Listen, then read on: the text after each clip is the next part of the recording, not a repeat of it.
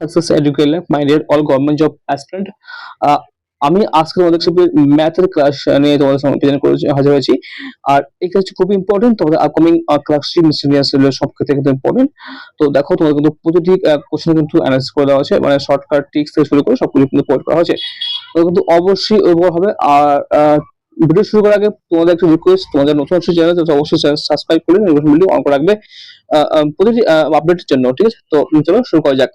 আজকে first question দেখো, বৃত্তের ব্যাসার্ধ এখানে 5% বাড়লে বা পার্সেন্ট বাড়লে এর ক্ষেত্রফল কত পার্সেন্ট বাড়বে। ঠিক আছে, এটি কোশ্চেন।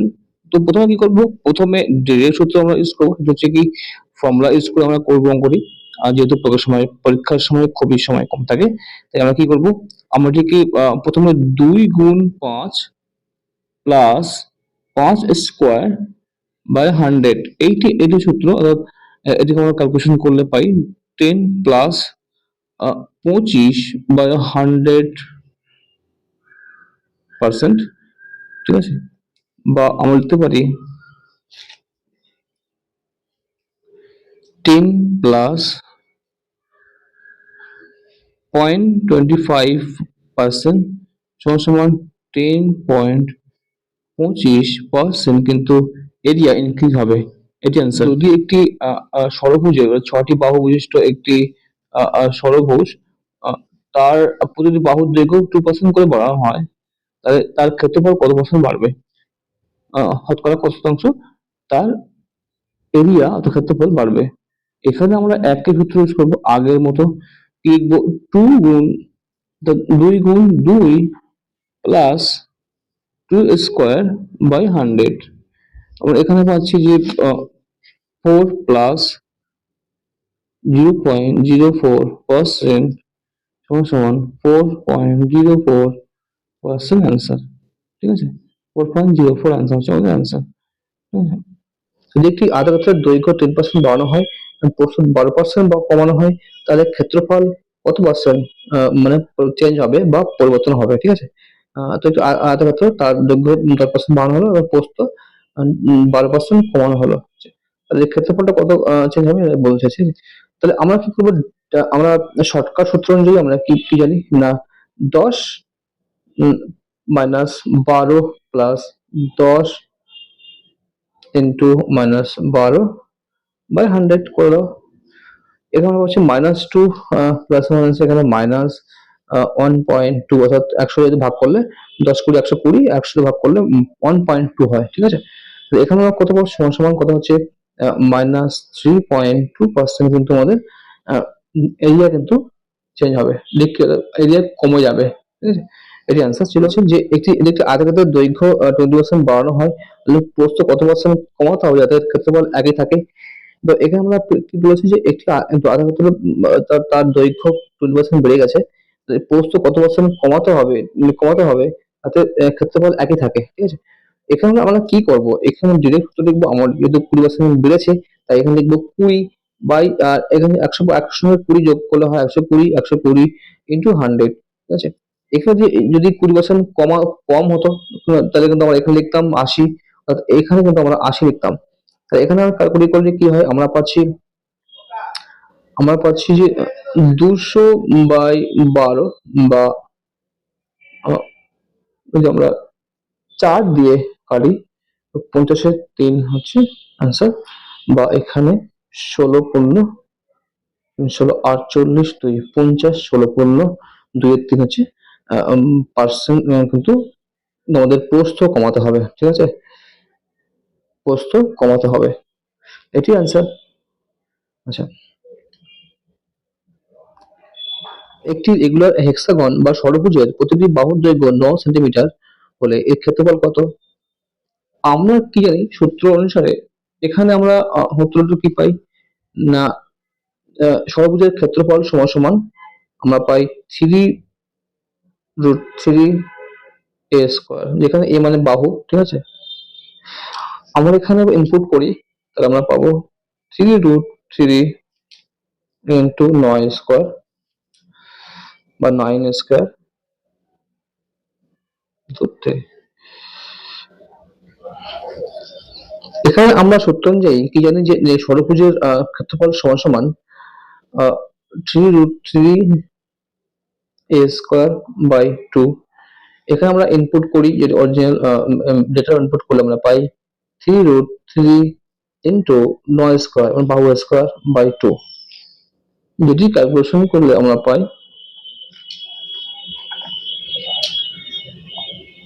2104 square centimetre approximately. ঠিক আছে, একটি রম্বাসের একটি বাহুর দৈর্ঘ্য 20 সেন্টিমিটার এবং একটি কোণ মানে কর্ণ, এর হবে কর্ণ বা ডায়াগোনাল হচ্ছে 24। ঠিক আছে, তাহলে ক্ষেত্রফল কত? আচ্ছা, সূত্র আমরা পাই যে রম্বাসের ক্ষেত্রফল সমান সমান ডায়াগোনাল মানে কর্ণ ইন্টু রুট তার বাহু স্কোয়ার মাইনাস কর্ণ মানে ডায়াগোনাল বাই 2 হোল স্কোয়ার। ঠিক আছে, এখানে আমরা সূত্র বসিয়ে দিলে কি পাবো না, এরিয়া সমান সমান 24 এখানে একটি ডায়াগোনাল কর্ণ, রুট একটি বাহু দৈর্ঘ্য তাহলে 20 স্কোয়ার মাইনাস একটি কর্ণ 24 তার ভাগ 2 স্কোয়ার হোল স্কোয়ার। যদি আমরা এখানে ক্যালকুলেশনটা করে দিই তাহলে হবে 24 ইন্টু 400, ওখানে 12 হাফ করলে 12 স্কোয়ার 144, তাহলে 400 মাইনাস 144 সমান সমান 24 400 তাহলে 140 বিয়োগ করলে 196, 96 এর হোল স্কোয়ার হচ্ছে 16 মানে বর্গ হচ্ছে 16, তো 24 ইন্টু 16 সমান সমান 384 মানে সেমি স্কোয়ার। ঠিক আছে, এটা অ্যান্সার 384 সেমি স্কোয়ার। একটি রম্বাস যার একটি কর্ণ 8 সেন্টিমিটার ও একটি অন্যটি 10 সেন্টিমিটার হলে তাহলে ক্ষেত্রফল কত? তাহলে একটি রম্বাস আছে, সেই রম্বাসের একটি কর্ণ 10, একটি কর্ণ 8। ঠিক আছে, তাহলে ক্ষেত্রফল কত? তাহলে এর ক্ষেত্রফলটা কত? এখানে আমরা সূত্র অনুযায়ী কি জানি যে রম্বাসের ক্ষেত্রফল সমান সমান হাফ ইন্টু তাদের মানে হাফ প্রোডাক্ট অফ ডায়াগোনাল, কর্ণের গুণফলের হাফ অর্ধেক। ঠিক আছে, মানে প্রোডাক্ট অফ ডায়াগোনাল। আমরা কি করব, 8 ইন্টু 10 বাই 2 করে দাও, এভাবে 40 স্কোয়ার সেন্টিমিটার অ্যান্সার। ট্রাপিজিয়ামের ক্ষেত্রফল 250 বর্গমিটার হলে এবং দুটি প্যারালাল বাহুর দৈর্ঘ্য 15 ও 10 মিটার হলে প্যারালাল বাহু দুটির মধ্যে ব্যবধান কত মিটার? একটি ট্রাপিজিয়াম দিয়েছে যাদের দুটি প্যারালাল সাইডের মাপ দিয়েছে, একটি 15 আর একটি 10। ঠিক আছে, আর দেওয়া হলে আচ্ছা এদের মধ্যে ডিস্টেন্স কত? ঠিক আছে, এই দুটোর মধ্যে ডিস্টেন্স আমরা চেয়েছি, ডিস্টেন্স। ঠিক আছে, ডিস্টেন্সটি ট্রাপিজিয়ামের এরিয়া সমান সমান হাফ ইন্টু উচ্চতা মানে হাইট ইন্টু ওই প্যারালাল সাইডের, ঠিক আছে, প্যারালাল সাইড গুলোর যোগফল। ঠিক আছে, সাম অফ যোগফল। আমরা কি লিখতে পারি, হাফ ইন্টু এইচ ইন্টু তার সাইডের যোগফল, এখানে আমরা 1025,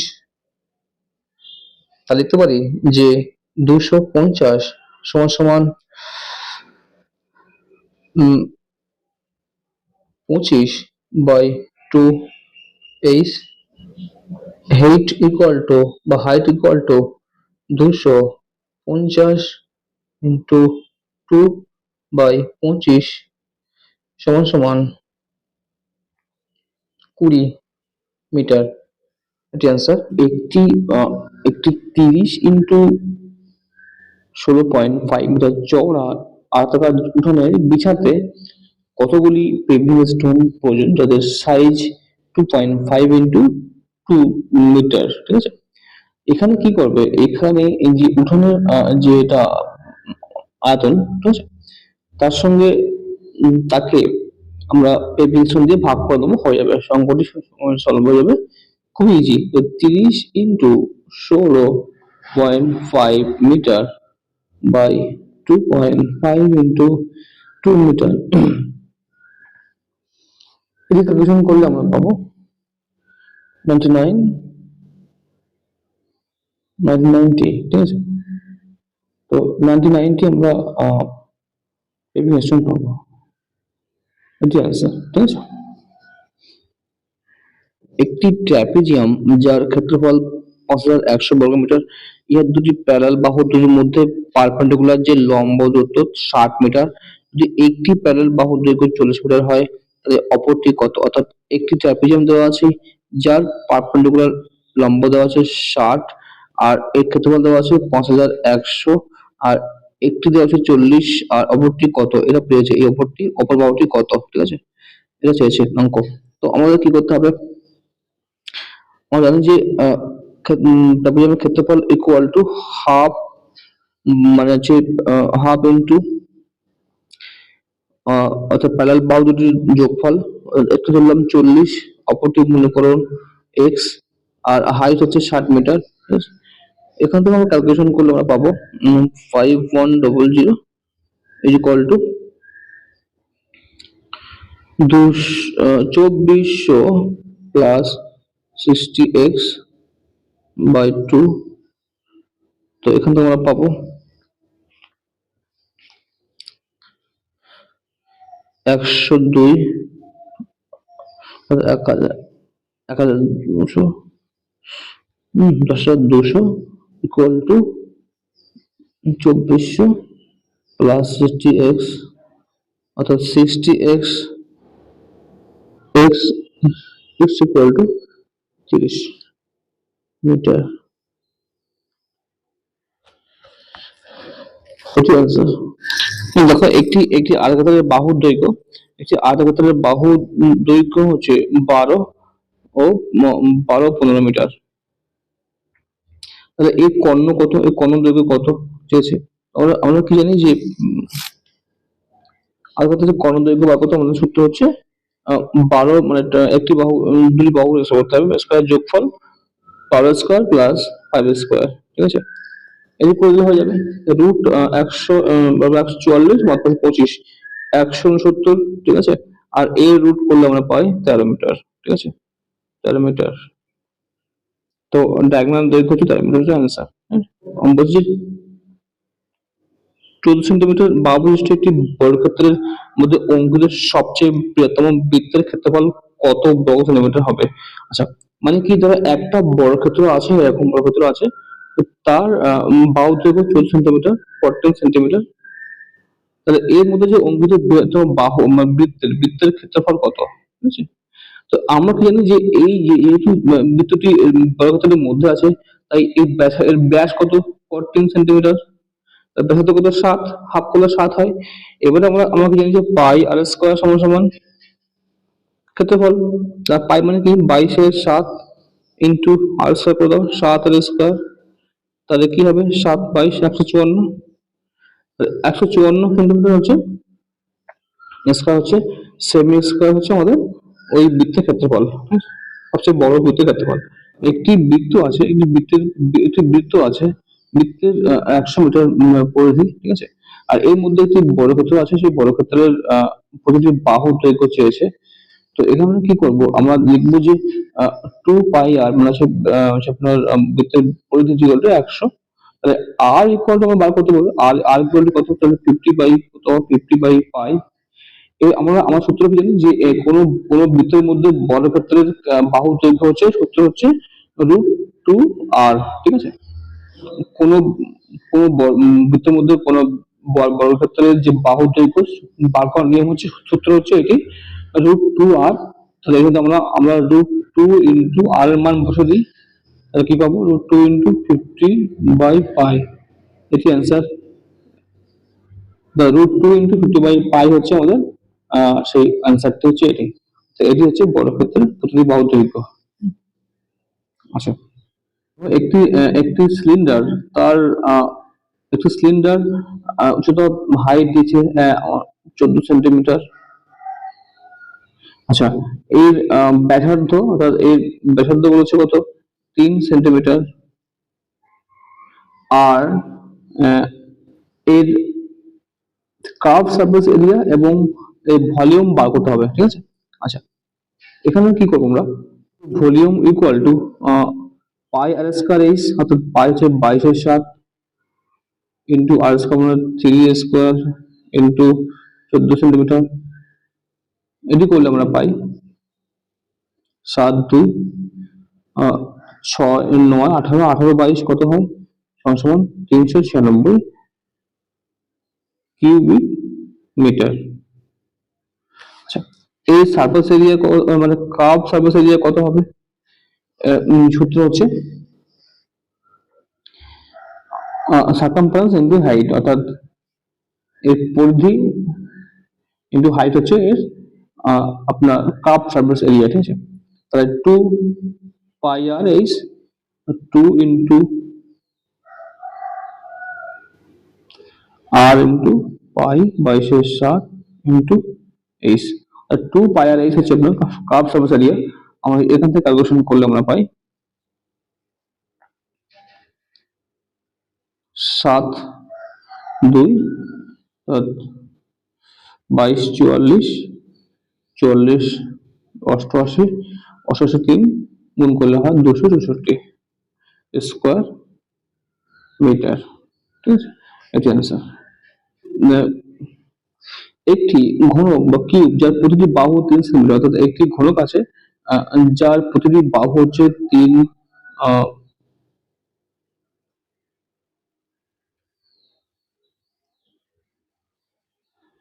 যার প্রতিটি বাহু 3 সেন্টিমিটার। এটিকে গুলিয়ে আমরা 1 সেন্টিমিটার বাহু বিশিষ্ট কতগুলি কিউব পাবো, ঠিক আছে। তো এটি অ্যান্সার আমাদের বার করতে হবে। কি সূত্র, সূত্র হচ্ছে যে যেটা অরিজিনাল, যেটা আমরা যেটা বাহুটা মানে যে কিউবটা আমাদের গলাতে হবে সেটি উপরে লিখবো, অর্থাৎ 3। আর যেটি আমাদের পাবো অর্থাৎ 1 সেন্টিমিটার বাহু বিশিষ্ট সেটা হচ্ছে 1 লিখতে হবে। এর কিউব, অর্থাৎ এর কিউব করলে আমরা কিন্তু আনসার পাবো। আমরা কত পাবো, তো 27/1 সমান 27টি, এটি আনসার। আচ্ছা, নেক্সট দেখো, একটি একটি গোলক আছে, গোলক যার ব্যাস হচ্ছে কত, যার ব্যাস হচ্ছে 42। আয়তন, আয়তন ও মানে এর ভলিউম আর সারফেস এরিয়া বার করতে হবে, ঠিক আছে। তো কি নিয়ম, তো ভলিউম হচ্ছে কত, ভলিউম আমরা জানি যে 4/3 পাই আর কিউব সূত্র। আমরা তাহলে লিখতে পারি যে 4/3 ইন্টু 22/7 ইন্টু 21 ইন্টু 21, যেহেতু ব্যাস 42 তাই ব্যাসার্ধ 21। আচ্ছা, 21 ইন্টু 21 মানে সেমি কিউব। যদি এটাকে ক্যালকুলেশন করে দেখা হয় তাহলে কিন্তু হবে 3880 সেমি কিউব, ঠিক আছে। আচ্ছা, এবারে সারফেস এরিয়া কি হবে, সারফেস এরিয়া হচ্ছে 4 পাই আর স্কয়ার হচ্ছে সারফেস এরিয়া। তো এখানে 4 ইন্টু 22/7 করো, 7 ইন্টু 21 ইন্টু 21, এটাকে ক্যালকুলেশন করলে হয় 5544 সেমি স্কোয়ার, ঠিক আছে।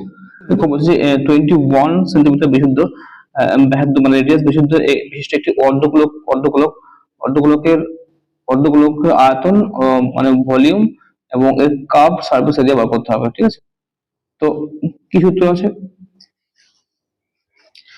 তো অর্ধগোলকের ভলিউম সমান সমান 2 পাই আর কিউব/3।